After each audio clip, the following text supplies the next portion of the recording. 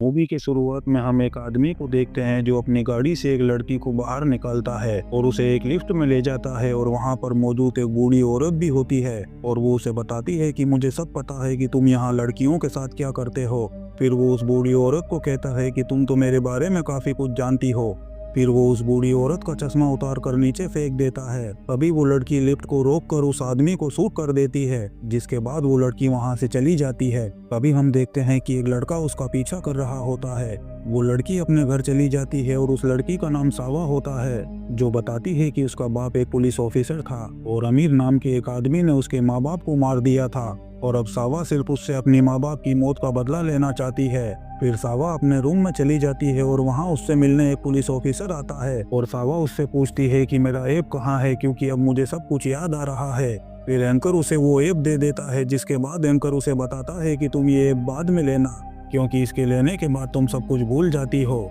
इसीलिए मैं तुम्हें बताता हूँ कि तुमने क्रिस्टोफ को मारकर अच्छा काम किया है। फिर सावा उसे बताती है कि क्रिस्टोफ ने अपने एक पार्टनर को कॉल किया था और उनकी एक सेफ जगह पर थर्ल्स के साथ मीटिंग है और वो वहाँ आमिर की शिपमेंट से लड़कियाँ खरीदने आए हैं और मैं उन लड़कियों के साथ मिलकर आमिर तक पहुँच जाऊंगी। फिर एंकर उसे बताता है कि मैं भी आमिर तक पहुंचना चाहता हूं और मैं भी तुम्हारे बाप की तरह तुम्हारी हिफाजत करना चाहता हूं, क्योंकि एंकर सावा के बाप का अच्छा दोस्त था। इसीलिए वो सावा को आमिर तक पहुंचाने में हेल्प कर रहा होता है। फिर सावा एंकर को कहती है कि मुझे ऐप दे दो, जिस पर एंकर उसे बताता है कि ये ऐप एक नशे की तरह है जिससे तुम सब कुछ भूल जाती हो, लेकिन सावा उसकी बात नहीं मानती। एंकर उसे ऐप दे देता है। फिर अगली सुबह सावा थॉर्नल से मिलने जाती है और उसे बताती है कि मुझे क्रिस्टोन ने यहाँ भेजा था। फिर थॉर्नल उसे बताता है कि क्रिस्टोन तो बुरी तरह से मारा गया है, जिसके बाद वो सावा को एक रूम में ले जाता है जहाँ पर वो उसे जेपी से मिलवाता है, जिसे वो लोग बहुत ज्यादा टॉर्चर कर रहे होते हैं। और थॉर्नल उसे पूछता है कि क्या तुम इस लड़की को जानते हो। फिर वो उसे बताता है कि मैंने इस लड़की को क्रिस्टोफ के साथ कभी नहीं देखा था और सावा उसे बताती है कि क्रिस्टोफ के मरने से पहले मैं उससे मिली थी, तब उसने मुझे थॉर्नल के पास काम के लिए भेजा था। फिर थॉर्नल सावा का बैग चेक करता है जिसमें उसे कुछ नहीं मिलता है। फिर वो सावा को अपने क्लाइंट के रूम में भेज देता है और सावा जैसे ही उस रूम में जाती है वहाँ उस आदमी को मार देती है और उसे मारने के बाद वो जैसे ही बाहर जाती है तो वहाँ पर वो एक गार्ड को भी मार देती है।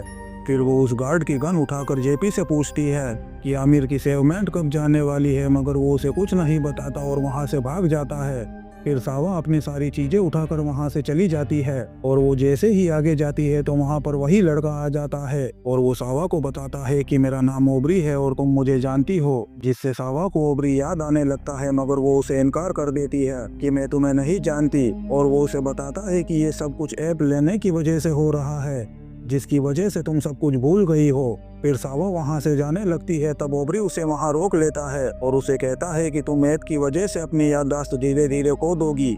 क्या तुम्हें अपने माँ बाप का चेहरा तक याद है या नहीं। फिर सावा उसे बताती है कि मुझे याद है उन्हें आमिर ने मारा था, इसीलिए मैं ऐप लेती हूँ ताकि मैं उसे मारकर अपने माँ बाप का बदला ले सकूं। सावा ये कहने के बाद वहां से जाने लगती है, तब ओबरी उसे बताता है कि मैं तुम्हारे माँ बाप को जानता था।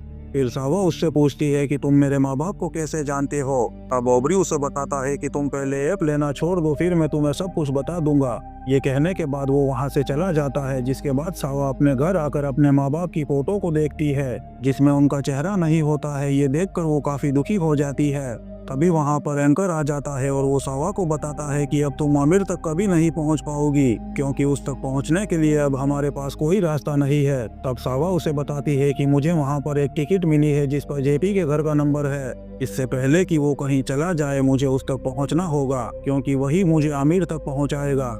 फिर सावा एंकर के गले लग जाती है और वहीं से अपना ऐप उठाकर खुद को लगा देती है। फिर अगली सुबह सावा उस टिकट पर लिखे हुए नंबर वाली जगह पर पहुंच जाती है। जहां वो बेल बजाती है तो वहां पर एक औरत होती है। सावा उसे बताती है कि मैं शायद गलत एड्रेस पर आ गई हूं और वो जैसे ही वहां से जाने लगती है तभी वो औरत उसे रूम में खींच लेती है। तभी वहां पर नंबर गैंग वाले लोग आ जाते हैं और वो वहाँ उस घर में एक औरत को बहुत बुरी तरह से मार रहे होते हैं। तब सावा उस घर में एक बच्ची को देखती है जिसे वो अपने साथ लेकर जा रही होती है। तभी वो नंबर गैंग वाले लोग सावा पर अटैक कर देते हैं और सावा से बच्ची छीन लेते हैं और वो औरत सावा को मारने वाली होती है। तभी वहाँ पर ओबरी आ जाता है और वो वहाँ पर एक बम फेंक देता है, जिसकी वजह से वो सावा को लेकर वहाँ से चला जाता है। और जब सावा को होश आता है तो वो ओबरी से बताती है कि मुझे उस बच्ची को बचाना होगा। वरना वो भी उसे उसकी माँ की तरह मार देंगे। ये कहने के बाद सावा वहाँ से जाने लगती है, तब वो उसे रोक लेता है और वो उसे बताता है कि मैं जानता हूँ वो बच्ची कहाँ है, इसीलिए मैं भी तुम्हारे साथ चलूंगा। जिसके बाद वो दोनों एक जगह पर चले जाते हैं और वो वहाँ उस बच्ची को ढूंढ लेते हैं। तभी वहाँ पर वो औरत आ जाती है। फिर सावा ओबरी को कहती है कि तुम इस बच्ची को लेकर यहाँ से चले जाओ। तब वो औरत सावा को बताती है कि छोटी बच्चियाँ स्टोंगी के लिए है और तुम मुझे इस बच्ची के पैसे दे दो या फिर थोड़ी देर बाद आ जाना, तब तक मैं इस बच्ची की एक आंख निकाल लूंगी तो ये तुम्हें सस्ते में मिल जाएगी। तब सावा उससे पूछती है कि तुम इस लड़की की आंख क्यों निकालोगी। तब वो औरत उसे बताती है कि स्टेंगी की एक आंख नहीं है और वो भी ऐसी ही लड़कियों को पसंद करता है। तभी सावा उस पर अटैक कर देती है और उससे पूछती है कि मुझे स्टेंगी कहाँ मिलेगा। फिर वो औरत सावा को स्टेंगी का एड्रेस बताती है। एड्रेस पूछने के बाद सावा उस औरत को वहाँ से नीचे फेंक देती है और वहाँ से भाग जाती है। वो जैसे ही बाहर जाती है, ओबरी एक वैन लेकर वहाँ आ जाता है। फिर वो गाड़ी में बैठकर वहाँ से चले जाते हैं। सावा रास्ते में उस वैन से जंप कर देती है। इसके बाद वो क्लब में चली जाती है और वहाँ वो स्टेंगी से मिलती है और वो वहाँ पर मौजूद सभी आदमियों को मार देती है। फिर स्टेंगी से पूछती है कि आमिर का शिपमेंट कब जाने वाला है। तभी वहाँ पर एक आदमी आ जाता है जो सावा पर फायरिंग करने लगता है। उसी दौरान स्टेंगी वहाँ से भाग जाता है और सावा उस आदमी को मारकर स्टेंगी के पीछे जाती है जो कि अपनी गाड़ी में बैठा हुआ होता है। तब सावा उससे पूछती है कि आमिर की शिपमेंट कब जाने वाली है। तब स्टेंगी उसे बताता है कि आज रात एक ट्रक में कुछ लड़कियां आमिर के पास जा रही है। सावा ये सुनने के बाद उसका काम तमाम कर देती है।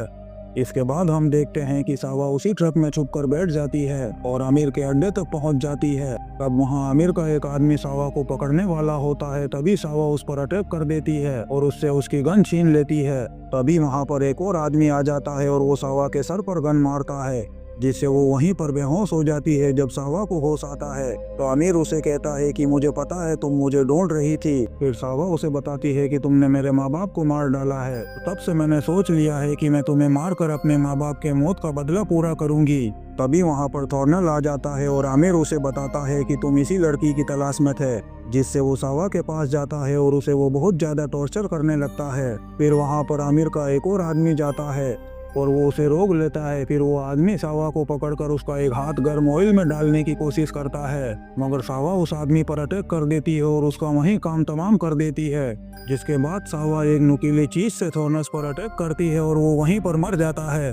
फिर सावा आमिर पर एक चाकू से अटैक करती है, मगर आमिर फिर भी जिंदा होता है और वो वहाँ से चला जाता है। तब सावा वहाँ से एक बड़ा सा खंजर उठाकर उसके पीछे जाती है। फिर सावा उसके पास जाकर उस खंजर से आमिर की गर्दन काट देती है। उसके बाद सावा वहाँ से चली जाती है। वहाँ से जाने के बाद सावा सीधा अपने घर जाती है और वो अपने माँ बाप को याद करके बहुत ज्यादा रो रही होती है। पर तभी उसे याद आता है कि उसके माँ बाप पर जिसने गोली चलाई थी वो तो कोई और आदमी था। तभी सावा फौरन जाग जाती है। तब तक वहाँ पर एंकर भी आ चुका था और सावा उसे बताती है कि मुझे सब कुछ याद आ गया है कि मेरे माँ बाप को आमिर ने नहीं किसी और आदमी ने मारा था जिसका चेहरा जला हुआ था। फिर एंकर उसे गुस्से से बताता है कि तुम्हारे माँ बाप को आमिर ने ही मारा था और अब वो मर चुका है, मगर सावा उसकी कोई बात नहीं सुनती और वो एंकर से कहती है कि मैं उस आदमी को ढूंढ कर रहूंगी। फिर एंकर उसे बताता है कि वो लड़का ओबरी जो तुम्हारा दोस्त है वो तुम्हें उस आदमी के बारे में बताएगा, इसीलिए तुम उससे पूछो कि वो आदमी कहाँ है। इतना कहने के बाद एंकर वहाँ से चला जाता है। जिसके बाद सावा ओबरी से मिलने उसके घर जाती है और वो उससे पूछती है कि जिसने मेरे माँ बाप को मारा था तुम उसके बारे में कैसे जानते हो। फिर ओबरी उसे बताता है कि तुम तो ऐप लेती हो जिसकी वजह से तुम सब कुछ भूल जाती हो। फिर सावा उसे बताती है कि मैंने ऐप लेना छोड़ दिया है और अब मैं उस आदमी के बारे में जानना चाहती हूँ। अब ओबरी उसे अपने साथ एक पुरानी बिल्डिंग में ले जाता है और वहाँ वो सावा को बताता है कि इससे आगे अब मैं नहीं जा सकता हूँ। तो फिर सावा वहाँ पर एक रूम में जाती है जहाँ पर वो उसी आदमी को देखती है जिसने उसके माँ बाप को मारा था और वो आदमी सावा को देखकर बताता है कि तुम्हारे सामने टेबल पर गन पड़ी हुई है, तुम चाहो तो मुझे अभी मार सकती हो। लेकिन सावा ऐसा कुछ भी नहीं करती है। फिर वो आदमी सावा को बताता है कि तुम्हारा बाप और मैं बहुत अच्छे दोस्त थे और एक दिन हमारी यूनिट से किसी ने हथियार चोरी कर लिए थे। तब मुझे उसके बारे में पता चल गया था और मैं उसके खिलाफ रिपोर्ट लिखवाने के लिए जा रहा था। तभी मेरे घर को उड़ा दिया गया और उसमें मेरी वाइफ मर गई और अगर मैं चुप नहीं बैठता तो वो मेरे बेटे को भी मार देते। इसीलिए मुझे बताना पड़ा कि हमारी यूनिट में कोई और भी है जिसे उस सच के बारे में पता है। फिर सावा उसे बताती है कि उस यूनिट में कोई और नहीं मेरा बाप था। फिर वो आदमी उसे बताता है कि मैं जानता हूँ कि वो तुम्हारा बाप था पर मैंने उसे मारा नहीं था क्योंकि मेरे बेटे को तुम्हारे घर की बेल प्रेस करने के लिए यूज किया गया था। फिर मुझे जबरदस्ती तुम्हारे घर में धकेला गया था और तुम्हारी पूरी जिंदगी ऐसे इंसान के जुर्म छुपाने में लग गई जिसने तुम्हारी पूरी जायदाद छीन ली और उसने तुमसे वो सब कुछ करवाया जो वो तुमसे करवाना चाहता था। सावा ये सब कुछ सुनने के बाद रूम से बाहर आ जाती है और वो ओबरी से पूछती है कि वो आदमी तुम्हारे डैड है, जिस पर ओबरी उसे कहता है कि हाँ वो मेरे डैड है और वो चाहते थे कि तुम्हें सच्चाई का पता चले, इसीलिए मैंने तुम्हें ढूंढा। तभी वहाँ पर एंकर आ जाता है और वो सावा को अपनी गन से ऐंप लगा देता है जिससे वो नीचे गिर जाती है। जिसके बाद एंकर ओबरी को अपनी गन पॉइंट पर लेकर बिल्डिंग के अंदर जाता है और एंकर का आदमी जैसे ही उस रूम का दरवाजा खोलता है तो ओबरी का बाप उसे गोली मार देता है और जब वो बाहर आने लगता है तो एंकर को गोली मार देता है, जिससे एंकर भी उसे गोली मार देता है। तभी वहाँ पर सावा आ जाती है और वो सावा को बताता है कि अगर तुम आगे बढ़ी तो मैं ओबरी को गोली मार दूंगा। फिर सावा उसे कहती है कि लोगों को मारने में तुम बड़े एक्सपर्ट हो, जिस पर एंकर उसे बताता है कि वो हथियार मैंने चुराए थे और अगर मैं तुम्हारे बाप को ना मारता तो वो मुझे ढूंढ कर मार देता, इसीलिए मैंने तुम्हारे बाप का काम तमाम कर दिया और तुम्हारे बाप का मुझ पर एक एहसान था, इसी वजह से मैंने तुम्हारा ख्याल रखा और मैंने तुमसे हर उस शख्स का खून करवाया जहां तक कानून नहीं पहुंच सकता था। इतना कहने के बाद एंकर वहां से चला जाता है। वहां से जाने के बाद एंकर नीचे जमीन पर बैठा होता है और उसके पास बहुत सारे ऐप गिरे होते हैं। तभी वहां पर सावा आ जाती है और वो एंकर को अपने गन पॉइंट पर ले लेती है, जिसके बाद ये सीन यहीं कट हो जाता है और अगली सुबह हम एंकर को वही बिल्डिंग के बाहर बैठा हुआ देखते हैं और वहाँ पर एक पुलिस ऑफिसर अपने साथी से पूछता है कि इसने कितने ऐप लिए हैं और वो उसे बताता है कि इसने बहुत सारे ऐप लिए हैं, जिससे वो सब कुछ भूल चुका है। इसी सीन के साथ ये शानदार मूवी खत्म होती है। दोस्तों हम आपके लिए ऐसी ही इंटरेस्टिंग मूवी एक्सप्लेन करते रहेंगे, तो आप चैनल को सब्सक्राइब जरूर करें। Thank you.